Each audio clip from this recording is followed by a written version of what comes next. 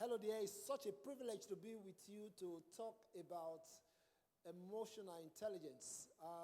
Greetings from everywhere where I belong, the Connection, Evangelical Alliance, One People Commission, Hope, and the list goes on.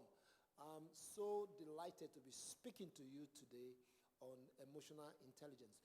You know, the interesting thing about life is most people, when they start out in life, people which we think that are model, we kind of think about how smart, how intelligent, how they are. So most people, years up till now, are measured by their intelligent quotient. So it's a function of their reasoning ability and, the intellectual logical reasoning. So most promotion and advancement in life actually is about how smart you are. And there's nothing wrong about it because God gave us that to be. And then we soon realize that not only is the IQ that makes you to be a leader, but you actually need emotional intelligence. So we have gone through the period and the season why you need the emotional intelligence, which is something that determines, how do you determine your personal mood, your emotion, and your behavior, particularly how you understand yourself when you are leading others. You and I know that there are many people who call themselves leaders, very smart, very intelligent, very theologically astute, but then their behavior is not leading others. Rather, people are perplexed, people are distraught about the way they lead. So they will say that they lack emotional intelligence. But then, of recent, we have now discovered that in leading in a global world where there are diverse ethnicity, there are diverse people, you don't only need the intelligent quotient, you don't only need the emotional quotient, but you now need what is called the cultural intelligence, what we call the CQ. You want to ask me the question, what is cultural intelligence? What is CQ? It's actually a person's ability to function effectively in a variety of cultural contexts, both locally and internationally.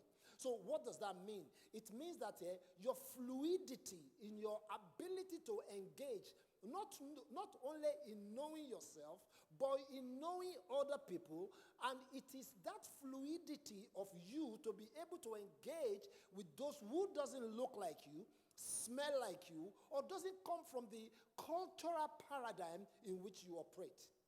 And it has been said that only those who understand cultural intelligence will be the future leader of tomorrow. Because we live in a global world. You cannot work only within the people within your context. You have to work with people who are totally different from your context. But I just want you to hear me down a little bit, because most of you I'm talking to, you are Christians, you are leaders, you are pastors. And you almost want to ask me the question, where is the theological position in cultural intelligence? I love that. See, Bible is such a very interesting book. Most things we're looking for, I actually found in the Bible. I realized that the master of cultural intelligence himself is Lord Jesus. How? Jesus understands culture. But then God understands, who created culture, understands culture much more better. The incarnational narrative of Jesus Christ helps us to understand cultural intelligence. See, in the beginning, in the book of John, the Bible says very clearly that in the beginning was the Word, and the Word was with God, and the Word was God. He was with God in the beginning. Who was with God in the beginning? Jesus Christ. Basically, Jesus was with God in the realm of the kingdom of God, in everything that the kingdom of God could be. But then, in verse 14 of John 1, it says, the Word became flesh. Now watch that. Watch the moving, the Word became flesh. The Word that was with God now became flesh, and made his dwelling amongst us. So what the Bible is saying there is that Jesus was able to transcend the kingdom of God narrative of culture, and then incarnatively engage and embrace with us in this world. So that means Jesus, still God and still man. aware and conscious that he's God without losing his Godhead, but then he was able to engage with men. So Jesus was moving in cultural paradigm. You can see how Jesus moved in this context. So he grew with us as men. He understood the culture, the Jewish culture. He understood the language. He understood the people. He embraced the totality of that culture without losing his Godhead. So what did Jesus say? Jesus moved through the paradigm of cultural intelligence without losing his identity of who Jesus is. But he even went beyond just his own Jewish nationality. You and I know that he even went as far as to the Samaritans, and how he actually expresses himself, even to the low, the leper, to those who doesn't have an understanding or acclamation within the world that he lived. He was able to cross culture, engage with a different culture, and then communicate, relate to the extent where it was understood. Now, having understood that theological background, what is important for us to follow up in this particular moment is, why is cultural intelligence needed? Why is CQ needed? Like I said earlier, we live in a global world, in a global church, in a global missionary context, with diverse context, with diverse relationship, with diverse work, with diverse ministry. See, the days are gone where we do church or we do leadership within our own people.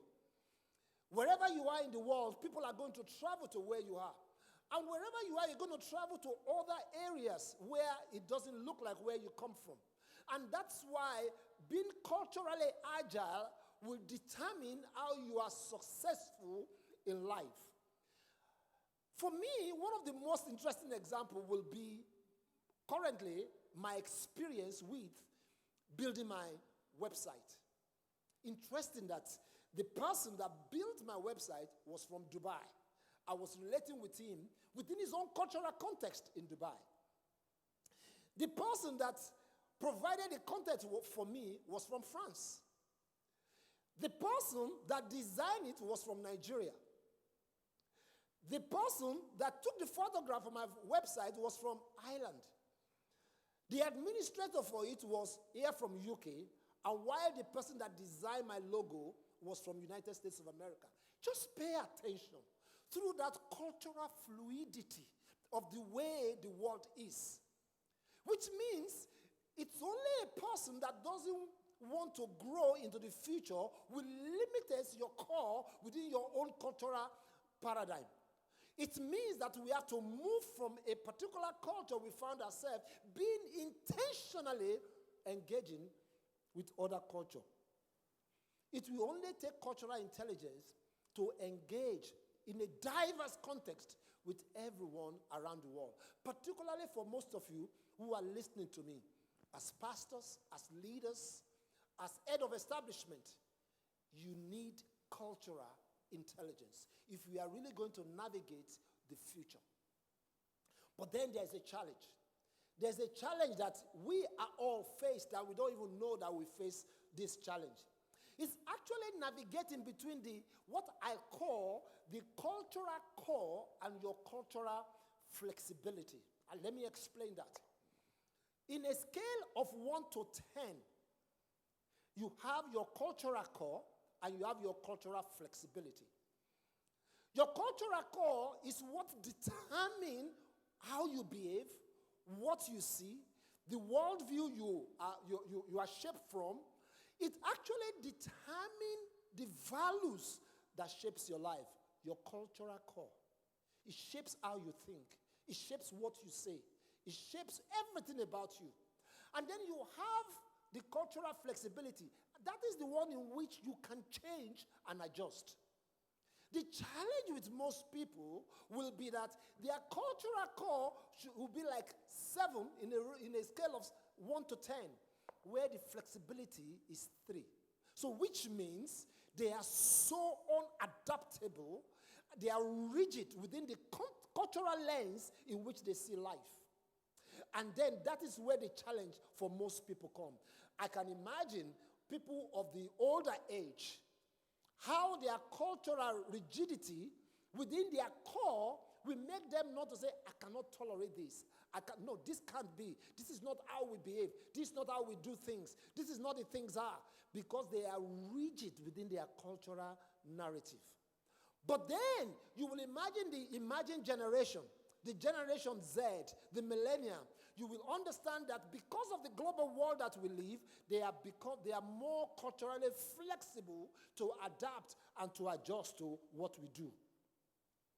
But your cultural core then will determine actually your biases, your prejudice, and your microaggression when you are dealing with people. Let me explain that. All of us has biases, and our biases are shaped by our cultural content. So, for example, your biases are our subconscious attitude, our perception of others, the influences and the actions and the behaviors that we have. So, one of those biases is, if you see a Chinese person, you don't even know whether that Chinese person was born in the United Kingdom with an English accent. The first thing you say, you're going to ask the person is, do you fight Kung Fu? Do you eat noodles? Because our bias has been shaped that this is how a Chinese person should be. So if you see a woman in Puda that wears the clothing they wear in the Middle East, in her mind, oh, she's a Muslim, she could be a Christian. But it's our cultural biases. If you see a man wearing a long white robe that they wear in Arabian country with a rucksack, in your mind is, he's a bomber. He's going to set the bomb loose to all of us. So we are shaped by that cultural biasness. If you see a black man, a young black man with a hood coming in front of you in the middle of the night, or even on a daytime, you almost in your mind think he's going to rob me or he's selling drugs. Biases. So we also carry all these biases and all these things that shapes our life, what we think, what we do, or how we see life. Then there's the stereotyping, the judgment or attributes we particularly give to a race or a gender or a group of people that is not true. So I have experienced this so many times in my life. The stereotyping. Stereotyping when I'm within my white colleagues. Let's hear me pray. But when it comes, let us talk. Let us do some talk that are intellectual. No. We're not going to ask hear me. Stereotyping. If you are black, this is how you should behave. This is what you should do. Stereotyping. But which are not true about what we are. I remember many times in my early days when I was a missionary. And once I arrived at one of those good old Anglican church on a Sunday morning, the first question they will ask me will be, when did you arrive? I'm like, I've been living in this country. I was in another church where they asked me, can you really speak English? I said, because I'm black and I'm a missionary from Africa, that doesn't mean I can't speak English. But I will never forget a church where they asked me, we don't think you can speak to us, but can you dance for us? Since Africans like dancing. What a height of stereotyping. These are the things that are shaped. These things are shaped by the biases, by our conscious cultural core. Because we have not been exposed to be flexible, so we are shaped by this. And most of these things are shaped by our background, how we were born, the people we live with, the environment we live with, what our parents say to us, what the people around us, what they have assumed. All those things shape what has framed what we have become. And then inadvertently, we engage other people in this way without knowing the effect and the impact that is having on them. What about microaggression that we don't even know that we kind of send a message to people? A subtle and a verbal non-insult. Denigrating messages directed towards individuals to malign their identity. One of the things that my wife told me the other time was, born in Britain. My wife born in Britain with a good English accent, went to school in English. And she was asked one time that, where are you from? She said, I am from England. He said, no. Where are you really from? She said, I'm from England. So where were you born? She said, I'm born in London. No. Where are you really born? She said, I was born in Stratford Hospital. I was born in London. So the guy was getting frustrated. He said, that's not what I mean. I mean, you must have been born in some bush of Africa. So I don't mean. My wife said, no. The same way you are born in England, the same way I'm born in England. So you can see some elements of microaggression that demean other people without knowing that we are demeaning them by the way we are speaking unto them. And sometimes people ask you, they ask me that all the time, where are you from? It's like, no, I fell from heaven. You're asking me where I am, where am I from? So these are the kind of things that we subconsciously communicate, that it demean the people we are saying it to without knowing that it's demeaning them. You know, there's this great myth that we all are fall foul to, and we think it is the truth. We think if we learn about racism, if I have a friend that is of colored, I'm a white person. If I'm a white person, I have a friend that is a white person. Or I've gone to a restaurant that is not of a white restaurant, or maybe I go and eat a curry. Or I travel so many countries in the world. Or I have people in my team who are not of my color. Then I am culturally agile. No, you are wrong. It's a myth. It's not a reality.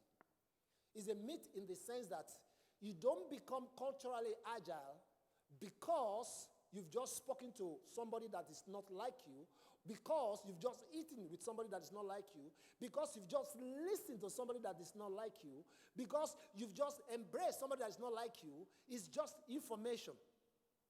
Information without an intentional revelation, you can never have a transformation.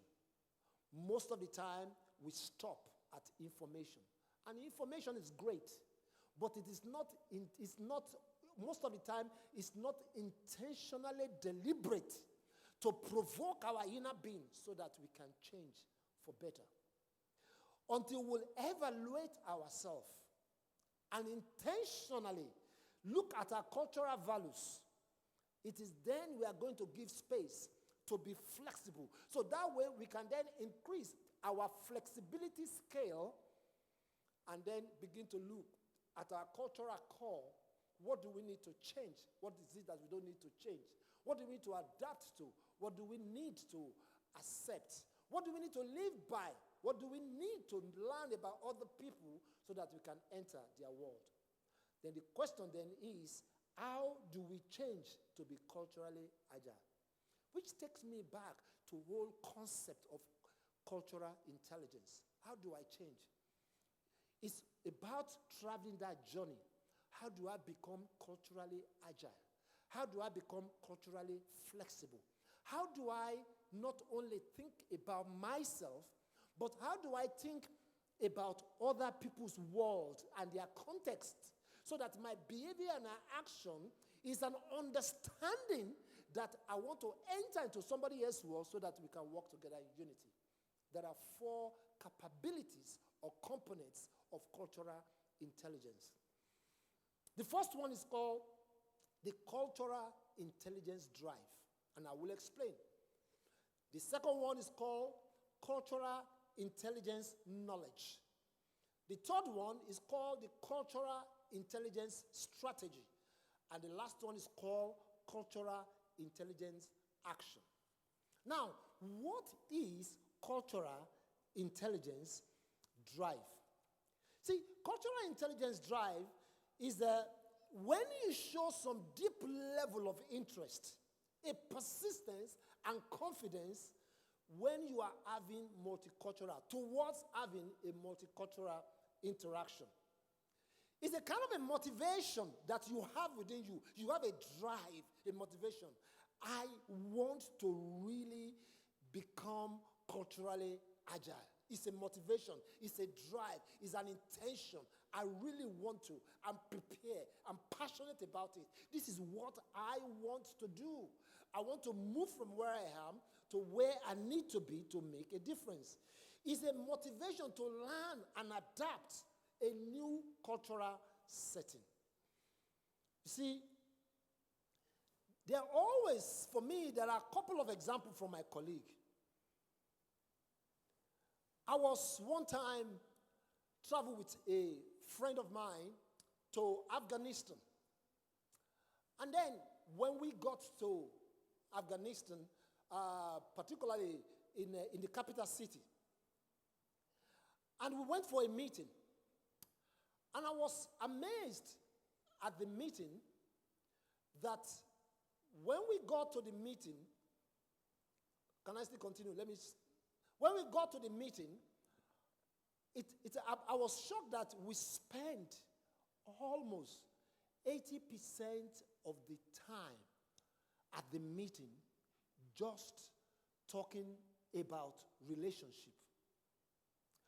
I was shocked that we were talking about how was your family, how are things going on, and in my own mind, I was thinking, why do we need to waste time talking about how was the family? We traveled all the way from UK to Afghanistan. It's not yet to go and be talking about what's going on.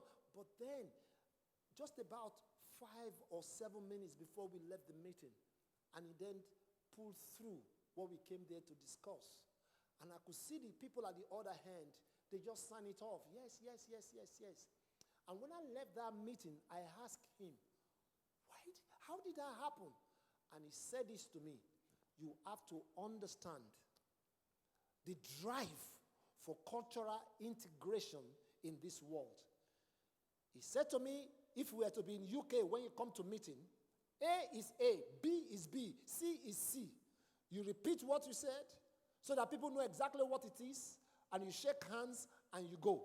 But he said, in this culture, if you try that, you will never get any result. And he said this to me, that is the first step in having a cultural drive, in knowing how to engage when you are in a different culture. I can imagine myself going with my English brain. We're here for a meeting. Let's settle it out. I would not have come out with anything. But by following the cultural understanding of the place, we were able to get results. Cultural drive, the motivation, understanding what it's to be learned. The second one is called the cultural knowledge. This is understanding how cultures are similar and how they are different. So, for example, cultures are different when you are doing business, like I've just said. Cultures are different in knowledge. How do we learn different things within different culture? Cultures are different in value and in norms. Cultures are different in socio-linguistic and also in leadership. I remember my friend Steve Clifford, the ex-general director of Evangelical Alliance. Every time we are going, he's following me to a meeting. I will first of all tutor him. Steve, don't say this. Steve, say this. When we get there, address people by their name and their title. When they address you as Mr. Steve, don't say to them, call me Steve. Understand that you are entering a world where respect and value is important. When they give you a gift, don't just say, no. It's okay. When you refuse it, that means you are refusing them. Accept the gift and say, thank you. Whatever you do with the gift is up to you. So understand that this world that you are entering, you need to understand the nuances, the things that shapes, that forms this particular culture. It's the same thing in the understanding of the knowledge of the leadership. I can imagine the challenges that you will have as leaders when you have diverse people of different cultures in your leadership. The way we see leadership as an African and Asian is different from the way people see leadership in the Western world. In the Western world, it's bottom up. Let's make decisions at the bottom and we find our way to the top. in Asia, on Africa, is top to the bottom. Why? If you are you're a leader, act like a leader, talk like a leader. Lead me. I'm not here to make a decision with you. Just lead me. And then if you appear to be bottom up, you are seen as a weak person because you are supposed to lead. Whereas in the West, if you want to act as if you know where you are going, people should follow you, they call you a dictator. It's about knowing and understanding the value, the shape, the norms that people have in different contexts. The same thing is in communication. There's a high and a low context in communication. Here in the West, we have a low context when it comes to communication. When we come to a conversation, what I say is what I say, and that's what it is. White is white, black is black. And let's say it as it is and we move on. But you don't say that in an African or Asian context. Why? Because there are nuances on every word. It's a high context. You have to unwrap the conversation like an onion. What did he say? There are more into the conversation than what this person is saying. So many of the times when I attend meeting with my friend Steve Clifford, and the other person on the table have said something, and Steve was about to agree, I would tap his leg. No, don't agree. There is more to the context. You have to understand, this is a high context conversation. You have to understand we have to unwrap a lot of things that you don't know or that you need to identify. For example, in an African and Asian context, being equal doesn't work. It's not a function of equal. Here in the West, call me by name, we're equal. It works for me. So when my friend Steve Clifford comes to my church, I will say to him before he comes, when you address me, you better address me properly or they might dislike you. But when we get back to office, you can call me Yemi, I call you Steve. But when you come to my church and you address me as if we are mates or if we are at par in that manner, the people I lead see that as a disrespect. So you've got to understand these cultural nuances if we are going to engage with different parts of the world. The third bit is what is called the cultural strategy.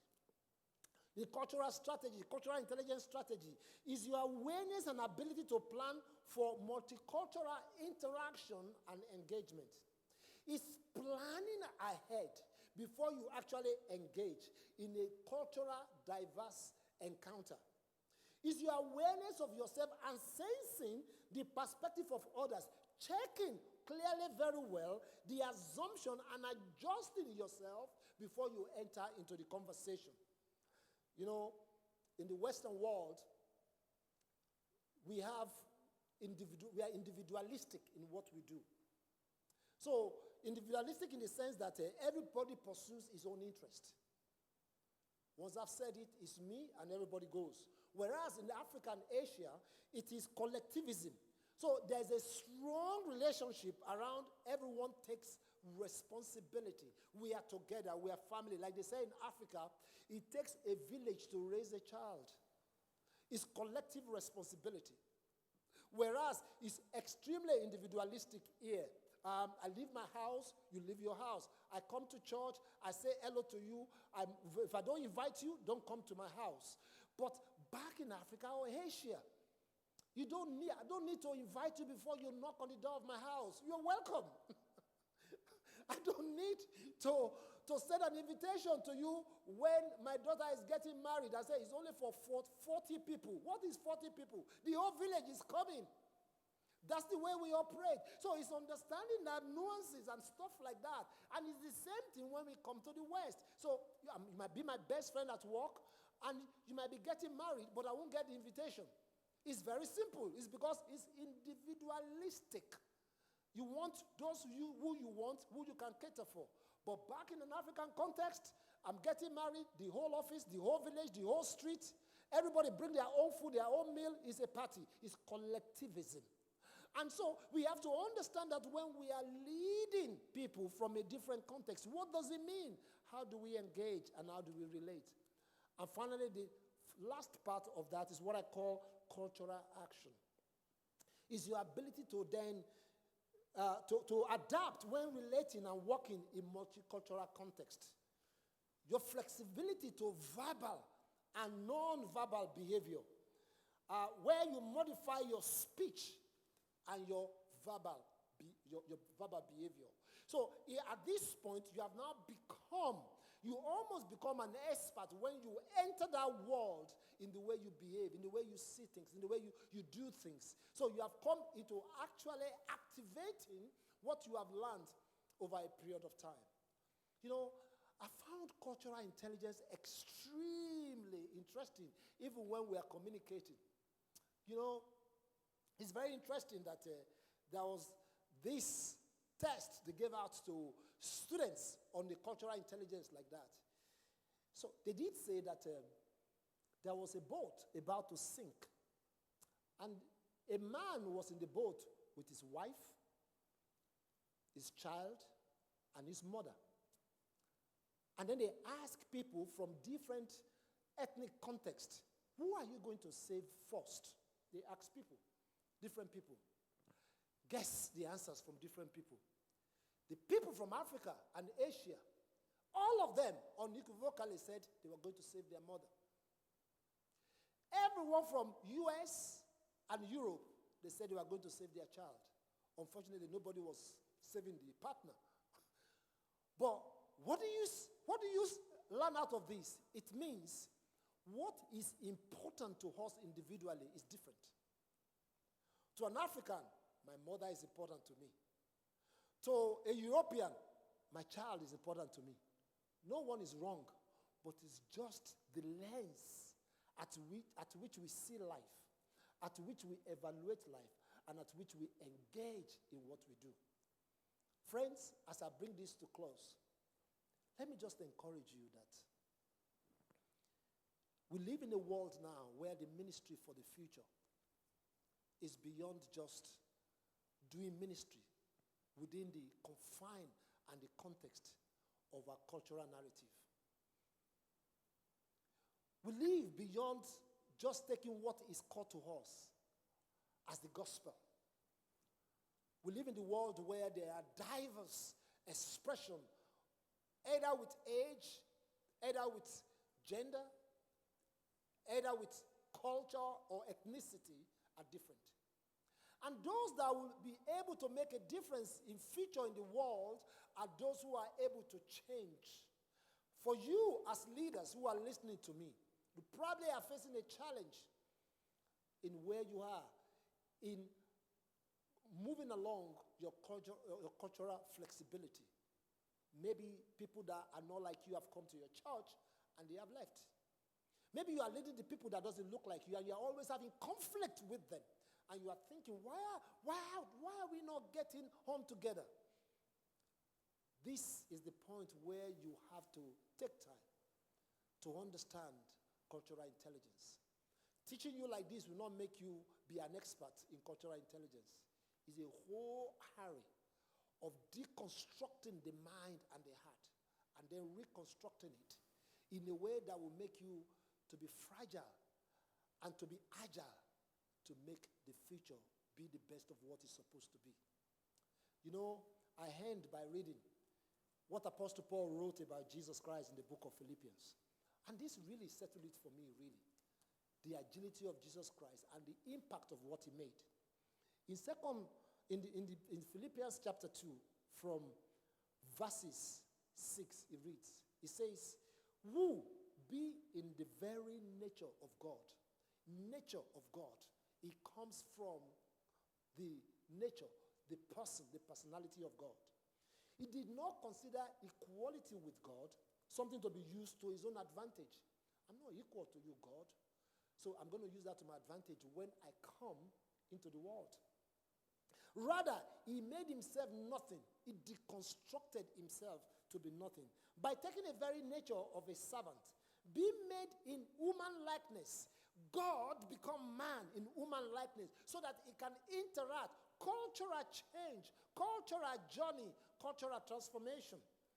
And being found in appearance as a man, in an appearance of a man, God found in an appearance of a man so that he can relate with me. Cultural change. He humbled himself by becoming obedient to death, even death unto the cross. You can see Jesus going through all the capability of cultural intelligence. There's a cultural drive here. Incarnation. I'm going to save Yemi in this world. There was a drive. God, I'm going to become man. The drive. Then there's the knowledge. I know I am God, but then I want to be man. Born as a man. Grew as a man. There was a cultural strategy. Being able to engage with the people in the strategic context of their own world. And the action, what was the action? Such a way that he was able to identify with us to the point that he died for us, so that by his incarnation and cultural journey, you and I can become the follower of Jesus Christ. What is the challenge for you today? God is asking you, don't take too important your cultural core. Wear the image of God and be flexible, so that it's not only about you, it's how you can adjust to other people, their cultural worlds, ultimately, that Jesus may be known and many people become the follower of Jesus. Thank you very much. God bless you. I can't wait to answer the questions that comes from you. Thank you.